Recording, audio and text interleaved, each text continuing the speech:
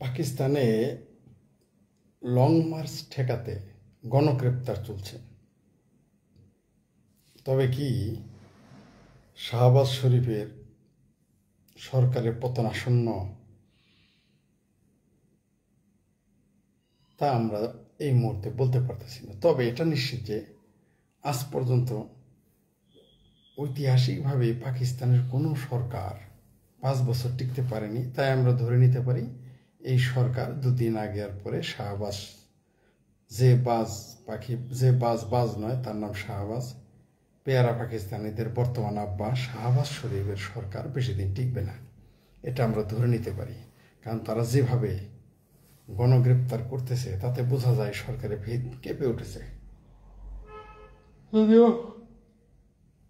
কিছুদিন আগে এই সরকারটা ক্ষমতায় আসলো, তারপরও সেখানে অবস্থা খারাপ। তো আমরা একটু দেখে আসি আমাদের বাংলাদেশে যারা পেয়ারা পাকিস্তানি আছে, সেই পেয়ারা পাকিস্তানের আব্বা পাকিস্তান কেমন আছে। পাকিস্তানে মাংসের কেজি 1200-1300 টাকা, 1 কেজি চাউলের দাম 400 টাকা, 1 কেজি আটার দাম 200 থেকে 250 টাকা। এই হচ্ছে বাংলাদেশের পেয়ারা পাকিস্তানিদের আব্বা পাকিস্তানের বর্তমান পরিণতি। ভারত কিন্তু একটা বুলেটও খরচ করে নাই, পাকিস্তানের পঙ্গু বানিয়ে দিতে একটা বুলেটও খরচ করে নাই, একটু মগজ খাটাইছে শুধু। এই যে বাংলাদেশের লোকজন বলে না বয়কট ইন্ডিয়া, বয়কট ইন্ডিয়া, পাকিস্তানের একটু বয়কট করছিল। পাকিস্তানের একটু বয়কট করার জন্য 20 টাকার টমেটো, 30 টাকার পেঁয়াজ, 20 টাকার পেঁয়াজ, 30 টাকার টমেটো এখন 200 টাকা দেখায়। কারা খায়? পাকিস্তানিরা। একটু রাজনীতি করছে আর কি, একটু বেশি করে নেই, একটু রাজনীতি করছে। আমি বললাম আবার একটা বুলেটে কিন্তু খরচ করে নেই, মগজ দিয়ে। বাংলাদেশের হেফাজতে পাকিস্তানিদের আব্বার পরিণতিটি কী হয়েছে, এটা আমাদের বাংলাদেশের কোটটাই পরা হেফাজতে পাকিস্তানি হোক, ক্লিন শেপ করাই হোক, আর টুপি দাঁড়িয়ালা হোক, এরা বুঝতে চেষ্টা করে না, করবেও না। কারণ তাদের মগজে ওই অ্যাপসই নেই, ওটা ডিলিট করে দেওয়া হয়েছে, কাজ করে না। যাই হোক,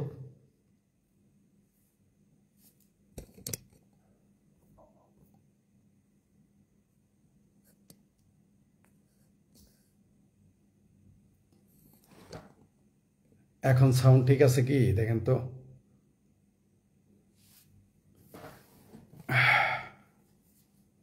আশা করি এখন সাউন্ড ঠিক থাকার কথা।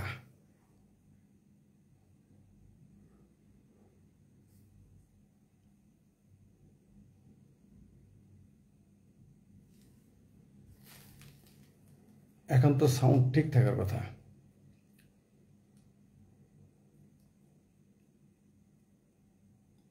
হিজবুত তাহরীর হাসানাতের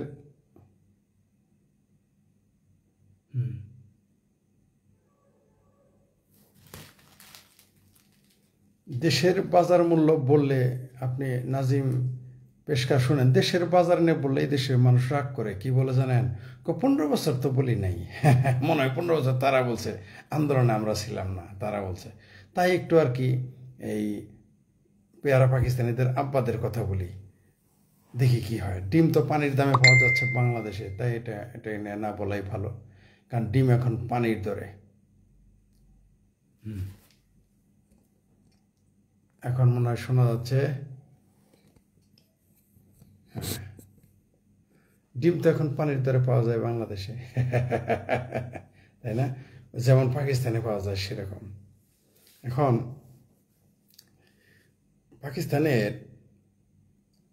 পাকিস্তানের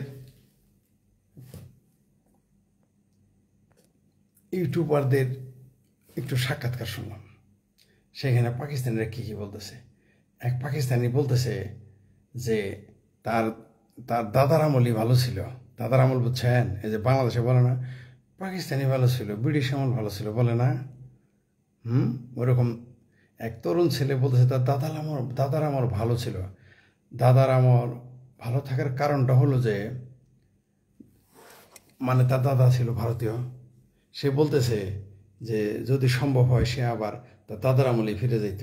মানে পাকিস্তানে বসেও ভারতের প্রশংসা করা যায়, লাইভ তাও লাইভ সবার সামনে, কিন্তু বাংলাদেশে বলা যাবে না। বাংলাদেশে হইলেও ভারত বিরোধিতা করা হলো ইমানের অঙ্গ। ভারত বিরোধিতা না করলে আপনি ইমানদার না। এই হচ্ছে অবস্থা। পাকিস্তানি লোকেরা বলতেছে, কে যেন জিজ্ঞেস করছে যে ভারতের সাথে পাকিস্তানের সাথে ঐক্যবদ্ধ হয়ে পাকিস্তানের অস্ত্র নিয়ে ভারতের সাথে গাজওয়াতুল হিন্দ করবে। তো পাকিস্তানের এক তরুণ সাক্ষাৎকারী বলতেছে লাইভ, বাংলাদেশ যুদ্ধ করবে ভারতের সাথে, এরা তো পাকিস্তানের এই গুণে না। বলছে যে পাকিস্তানের ভারতের শত্রু হওয়ারই যোগ্যতা নেই। কার কথা বলছে? পাকিস্তানের। যে ভারত পাকিস্তানের শত্রুই মনে করে না, শত্রু মানে শত্রু হওয়ার যোগ্যই মনে করে না। এটা কে বলছে?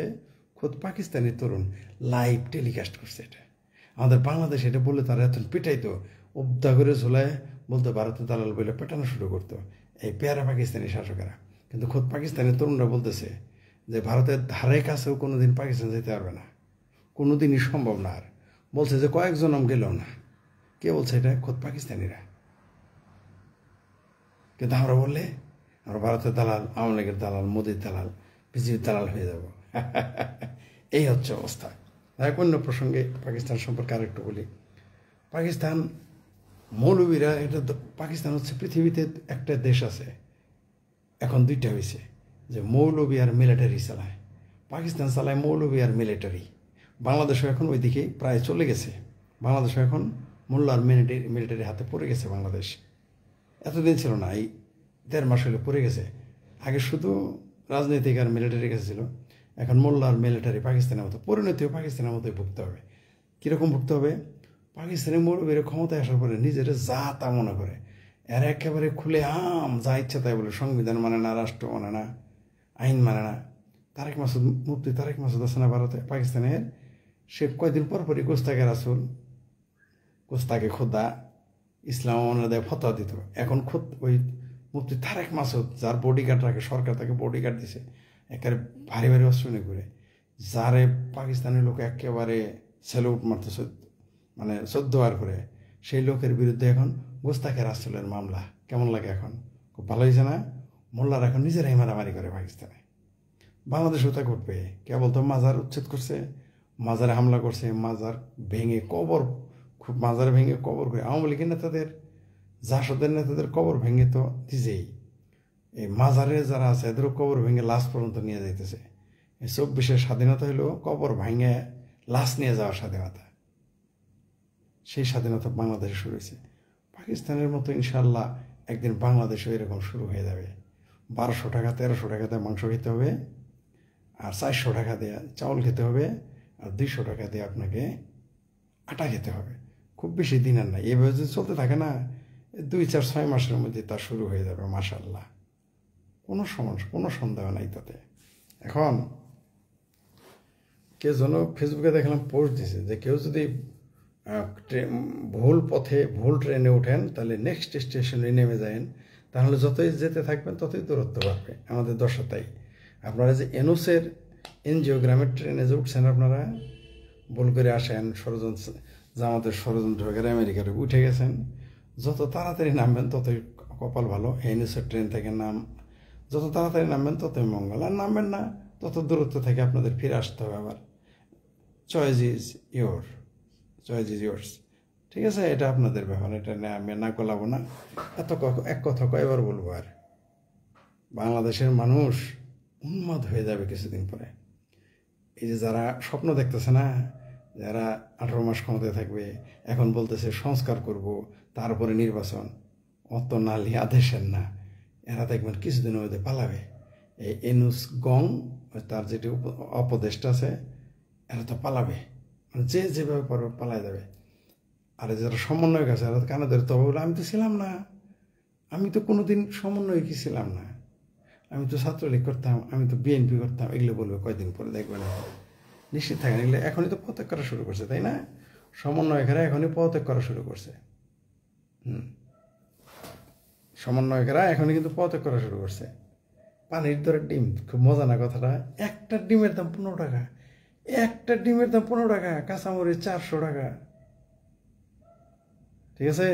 এখন তো ভাই ছাত্রলীগ নাই, এখন তো ভাই পুলিশও নাই, পুলিশ এখন ঘুষ নিতে ভয় পায়। আমি খোঁজ নিছি, আমার একটা কাজের জন্যে থানায় গিয়েছিল। ঠিক আছে? থানায় একটা পেপারসের জন্য গিয়েছিল, ঘুষ চাচ্ছিল, ঘুষ যাতে তাড়াতাড়ি দেয় না। আমার পরিবারেরই একটা বিষয়, পরিবার পরিজনের একটা বিষয়ের জন্য থানায় যেতে হয়েছিল, যে কোনো একটা বিষয়। কে যেন বুদ্ধি দিচ্ছে ঘুষ টুস দিবেন তাহলে তাড়াতাড়ি হবে, ঘুষ দিতে গেছে, পুলিশ ঘুষ নেয় নাই। বুঝতে পারছেন? কাজটা টাকা ছাড়াই হয়ে গেছে। আমার কাজ টাকা ছাড়াই কাজটা করে দিয়েছে পুলিশ। বুঝতে পারছেন? তাহলে পুলিশ তো আর ঘুষ খায় না, কারণ আমার যে কাজের জন্য পাঠাইছি ওটা ঘুষ আমরা দিতেই গেছি, আমার পরিবারের পরিজন ঘুষ দিতে গেছে স্বেচ্ছায়, সজ্ঞানে, জানে যেন এটা সমস্যা অনেক দেরি হবে, তারা সেটা ঘুষ ছাড়াই করে দিছে। নেয় নেই, সাথে নেয় নেই। তাহলে পুলিশ নাই মানে ঘুষ নেয় না। আর ছাত্রলীগ তো এখন নাই। আপনারাই তো বলছেন তাদের নেত্রী পালাই গেছে, আপনারা কেউ কেউ বলেন তাদের নেত্রী পালাই গেছে। ছাত্রলীগ কোথায়? হই হই রই রই ছাত্রলীগ গেলে মিছিল করতেছেন, নাই, আসলেই নেই। তাহলে সিন্ডিকেট কারা করতেছে এখন? কে সাপ, কে সার্জিল মার্জিল সার্ভিস আলম কারবিজ আলম, তোমরা কোথায়? কি হে চিঙ্কু বামের গার্লফ্রেন্ড ফরিদা আক্তার, কি হে রেজওয়ানা না বেজওয়ানা বেগম, কি খবর? এখন কেন পারে? এখন কেন ডিমের দাম বাড়ে? ইন্ডিয়া থেকে ডিম নিয়ে গেছো 5-6 টাকা করে, সেই ডিম কীভাবে 15 টাকা হয় শোনা? এই বিষয় তো মাথায় ঢুকে না। কারা খায় এই টাকাগুলো? টাকা এখন কার পকেটে দেয়? দেশ চালান এত সহজ না, এত সস্তা না দেশ চালানো। এখন তো ছাত্রলীগও নাই, পুলিশও নাই, বাড়াই গে। আমরা কিছু বললেই তো বলবে যে 15 বছর তো ভালো নাই। 15 বছর আমি কই আন্দোলন করছি আপনারা জানেন? 15 বছর তো বলেন নাই। আমার বিরুদ্ধে আমি বলি নাই, এই দ্রব্যমূল্যের বিরুদ্ধে আমরা বলি না, আপনি বলছেন মনে হয়। তাই না? আপনারা বলছেন, আমরা বলি নাই। তো এই হলো অবস্থা। বাড়তে থাকুক, দেখেন জনগণের কি অবস্থা হয়। এই যে একজন লিখছে কি, নিরূপণ বড়ুয়া লিখছে কাঁচা তরকারি 100 টাকার উপরে প্রতি কেজি, তাতে বেগুন 200, মরিচ 500, ধনে পাতা 500। বাহ বাহ বাব্বা, ইনুসের আমলেও দেখি সব আছে সিন্ডিকেটের আব্বা।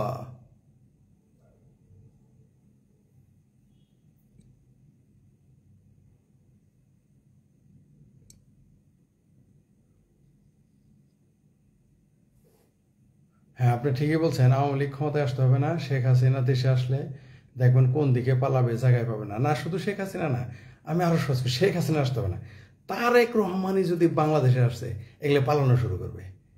এই নুরা ভিপি, সমন্বয়ক, এগুলো সব হাওয়া হয়ে যাবে। শেখ হাসিনা তো আরো 72-এর কথা, শেখ হাসিনা আসলে তাহলে পালাবেই, এদের হারিকেন লাগাই খুঁজে পাওয়া যাবে না, এটা তো আর বলার অপেক্ষা রাখে না। তারেক রহমান আসলেই এই সমস্ত এই এনুসের শকুন লীগ, তারপরে সমন্বয়ক লীগ, তারপরে সমন্বয়ক চামচা, ইনুসের চামচা একটারও খুঁজে পাবেন না। শুধু তারেক রহমান আসলে, শেখ হাসিনা আসলে তো পাওয়াই যাবে না, হাওয়া হয়ে যাবে এগুলা। এরা আসলে, তারেক রহমান আসলে দেখবেন সব ঘরে ঢুকে যাবে, আর পাবলিক এদের কিক মারা শুরু করবে তারেক রহমান আসলেই। আর শেখ হাসিনা আসলে তো এদের পেটে পাড়াতে গুবের করে ফেলবে বাংলাদেশের জনগণ। দেশে বেগুনের দাম বেড়ে গেল হঠাৎ করে, বুঝেবেন? হ্যাঁ, বেগুনের দাম কেন বেড়ে গেল বুঝতেছি না ঘটনা।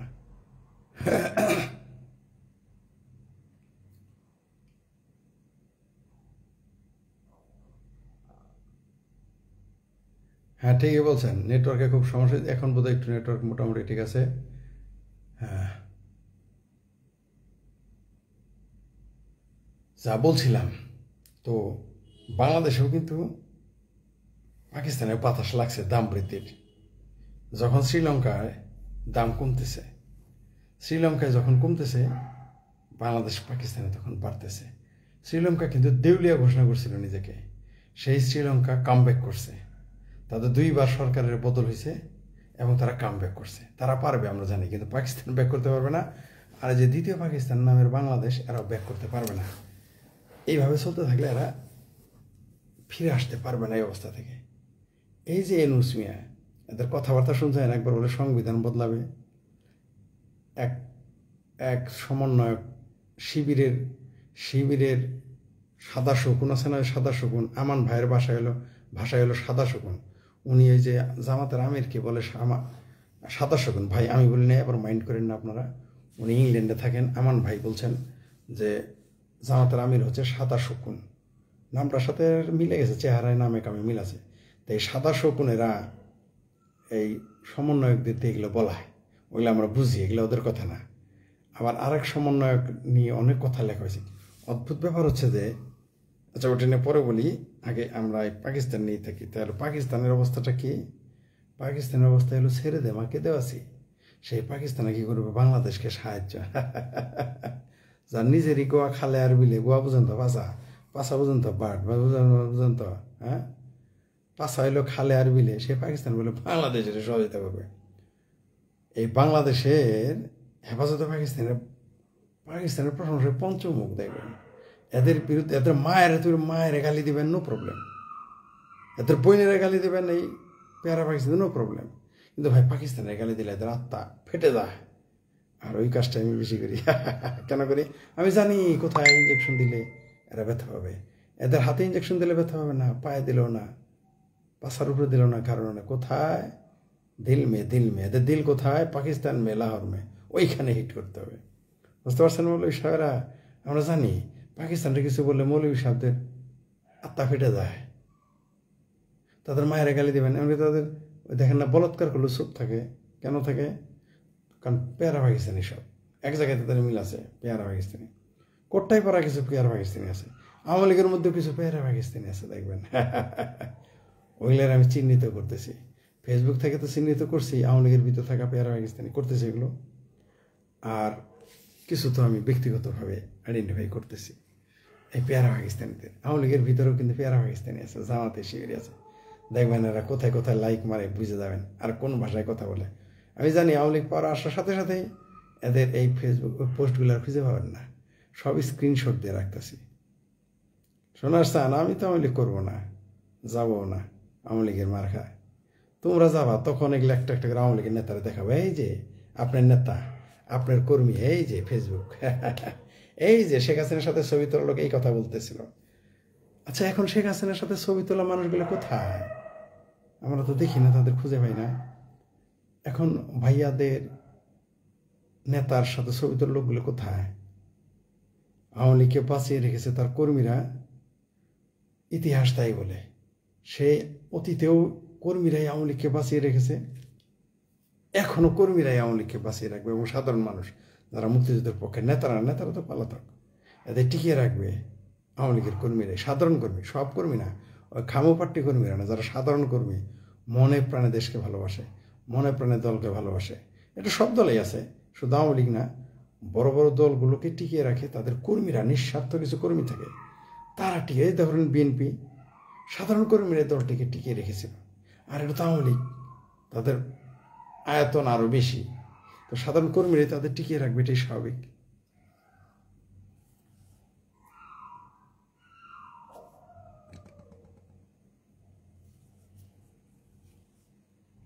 ভাই একদিন সময় করে সিনিয়র সাংঘাতিক, হ্যাঁ অবশ্যই বলবো, এই যে এক প্লেয়ার গো, এই সাংঘাতিক মাসুদ।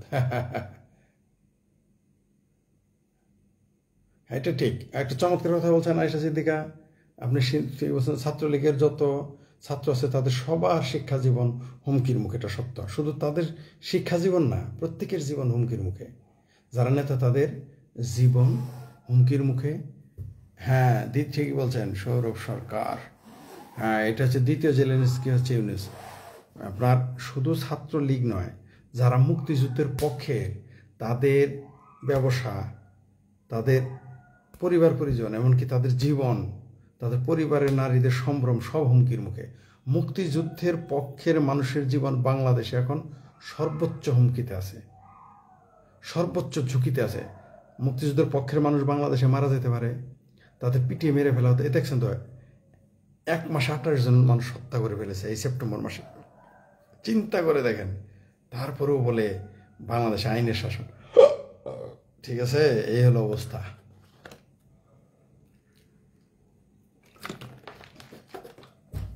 আবার বলি, অবশ্যই আওয়ামী লীগের নেতা এবং যারা জেনুইন কর্মী, তাদের জীবন, তাদের ব্যবসা, তাদের পরিবার পরিজন, তাদের সম্পদ সব কিছুই হুমকির মুখে, কোনো সন্দেহ নেই। চালের দাম বাড়ছে, হ্যাঁ বাড়বে তো, চালের দাম বাড়তে। তা আমি জানি না শাহবাজ পালালে কী হবে, ইমরান খান কাছে পক্ষে নেবে, নাও নিতে পারে, কারণ পাকিস্তানের শেষ মুহূর্তে ফাইনালি পেয়ারা পাকিস্তানি সেটা বলি নাই, পক্ষে নিবে সেই জন্য কিছু বলি নাই। ওই পাকিস্তান শেখ হাসিনার পক্ষে নিলেও কিছু যায় আসে না, না নিলেও যায় আসে না, ঠিক আছে, ওটা তো যায় আসে না কিছু, শেখ হাসিনার জন্য আওয়ামী লীগের জন্য যায় আসে না।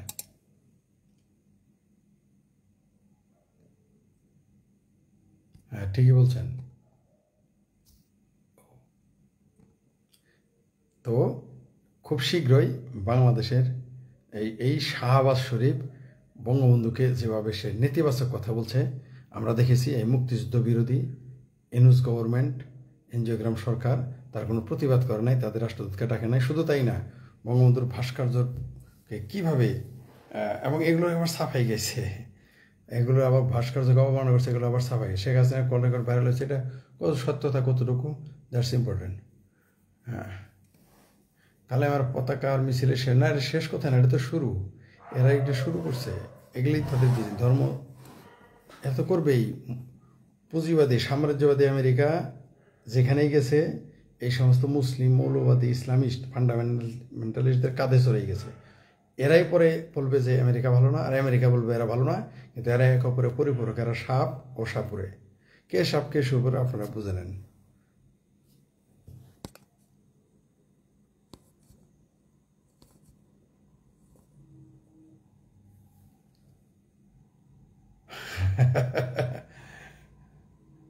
ভবিষ্যতে বাংলাদেশ কোন দিকে যাচ্ছে, আফগানিস্তান, আমেরিকা যত প্রশ্ন আসে না, আফগানিস্তানের দিকে যাইতেছে।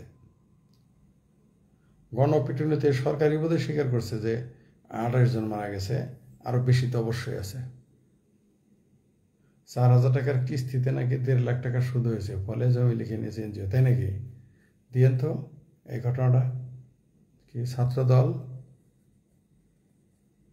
কি বললেন?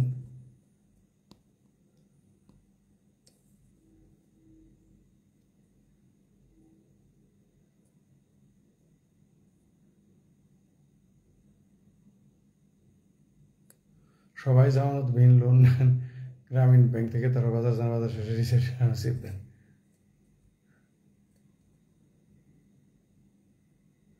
হ্যাঁ আপনি সৌভাগ্যবান, আমরা তো সৌভাগ্যবান, দেখেন না, একটা ডিম 15 টাকাতে খাই, আমরা তো অনেক ধনী হয়ে গেছি দেশ।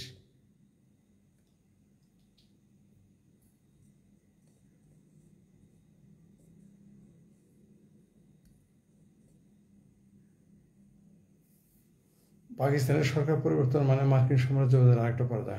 আসলে তো পাকিস্তানে যে সরকারি আসুক, তারা তো মার্কিনীদের দালালি করবে, ওটা যে সরকারি আসুক। ইমরানও মার্কিনীদের দালাল ছিল, সে বাস্তরার বড় দালাল, আবার ইমরানও এসেই মার্কিন দালালি করবে। মার্কিন দালালি ছাড়া পাকিস্তানে কেউ টিকবে না। পাকিস্তান হচ্ছে মোল্লার মিলিটারির, আর মিলিটারি দেশ, মোল্লার মিলিটারি আমেরিকার পাঁচাটা গোলাম হয়ে থাকে সাধারণত।